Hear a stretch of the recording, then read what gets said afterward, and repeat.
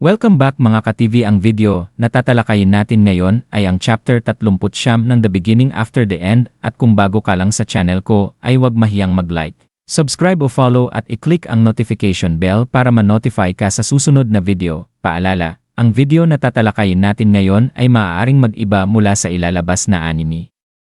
Hindi ko inaangkin ang mga drawing o anumang materyales na ipapakita. Ang layunin ko ay magpakita ng suporta at magbigay ng impormasyon tungkol dito. Ang lahat ng kredito ay nananatili sa mga orihinal na may-ari.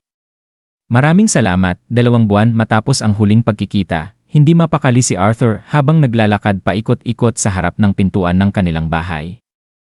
Halatang sabik siya sa pagdating ng Twin Horns.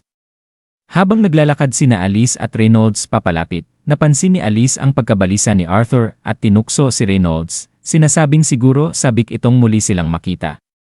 Ngunit mumiti lang si Reynolds at itinuro si Arthur. Sinabing mukhang siya talaga ang pinakasabik sa lahat. Habang naghihintay si Arthur, biglang tumalon si Sylvie sa kanyang balikat. Dahilan upang magbiro siya na hindi na siya ganoon kaliit para sa ganoong sakay. Biglang may kumatok sa pintuan, naroon na sila. Agad-agad niyang binuksan ito, hindi maitago ang saya.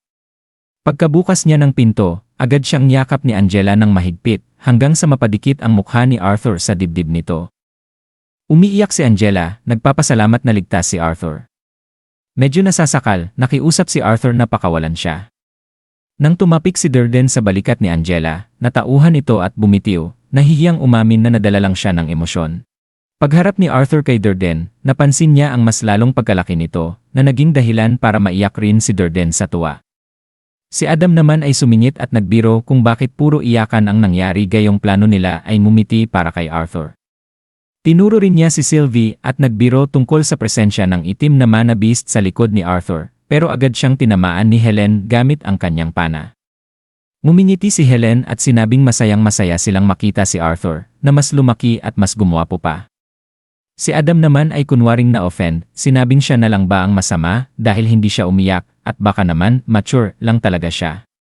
Bago pa makapagsalita si Arthur, biglang tumakbo si Jasmine papunta sa kanya at niyakap siya ng mahigpit habang umiiyak at paulit-ulit na humihingi ng tawad.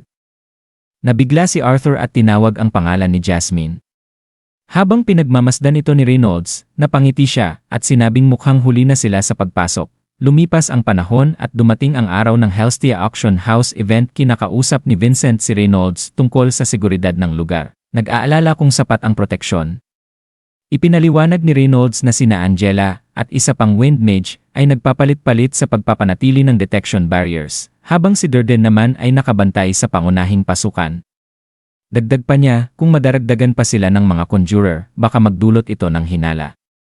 Nagpasalamat si Vincent sa tulong ng dati niyang party, at sinabi ni Reynolds na dahil naroon sila, naipwesto niya ang ibang gwardiya sa labas ng auction house para mapigilan ang anumang banta bago pa ito makapasok. Nagbiro si Vincent na sana hindi magdulot ng kaguluhan ang mga mage, at nang mapag-usapan si Arthur, nabanggit niyang gusto nitong bumili ng espada bago magparehistro bilang adventurer. Nagulat si Vincent dahil bagamat ang gamit ni Reynolds ay gauntlets, tumugon naman si Reynolds nang nagsimula raw mag-aral si Arthur ng espada noong 4 na taong gulang pa lamang.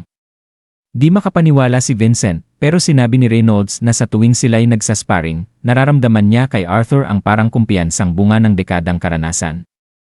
Medyo duda si Vincent at nagbiro na baka epekto lang iyon ng maagang puberty, dahilan upang medyo mainis si Reynolds sa sagot. Bumaba silang dalawa at nadatnan ang grupo na naghihintay. Pabirong sinita sila ni Tabitha kung bakit sila ang huling nakahanda. Pinuri ni Vincent ang ayos ng lahat at sinabing pakiramdam niya'y hindi na dapat niya pinilit ang pamilya ni Reynolds na sumunod sa black and white na dress code. Sumagot si Alice na ayos lang naman at mas komportable talaga siya sa madidilim na kulay. Samantala, si Arthur ay tahimik na nagmumuni-muni, iniisip na kahit gaano siya kaganda ang suot, mukha pa rin siyang bata. Umaasa siyang dumating na ang growth spurt niya sa lalong madaling panahon. Nagtipon ang lahat matapos tapikin ni Vincent si Arthur sa balikat. Ikinuwento niya na maganda raw ang progreso ng anak niyang babae. Ngumiti si Arthur at sinabing kung magpapatuloy ito, makakagising siya ng mana sa tamang panahon para makapasok sa Xerus Academy.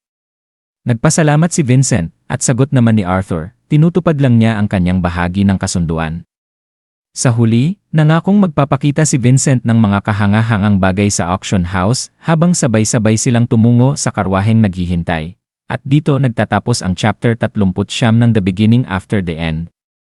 Gusto nyo ba ng chapter 4 na po? Mag-comment na sa baba at maraming salamat.